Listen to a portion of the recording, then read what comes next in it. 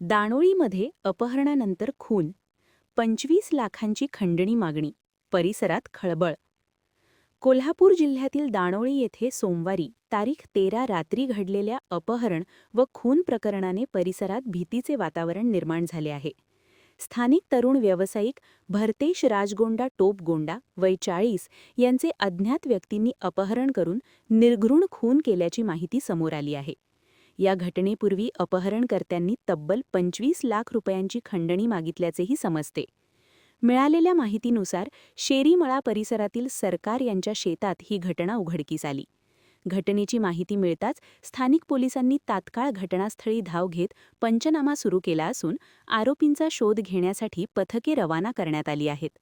प्राथमिक तपासात मृत व्यक्तीचा कोणत्याही गैरप्रकाराशी संबंध नसल्याचे बोलले जात आहे. त्यामुळे या घटनेमागील नेमका हेतू अद्याप अस्पष्ट आहे. दरम्यान घटनेची गंभीर दखल घेत आमदार राजेंद्र पाटील यड्रावकर यांनी घटनास्थळी भेट देऊन परिस्थितीची पाहणी केली व पोलिसांना तपास वेगाने पूर्ण करण्याच्या सूचना दिल्या. या घटनेमुळे दाणोळी परिसरात खळबळ उडाली असून नागरिकांमध्ये भीतीचे वातावरण पसरले आहे. महान कार्य न्यूजसाठी इजाज खान पठाण, जयसिंगपूर.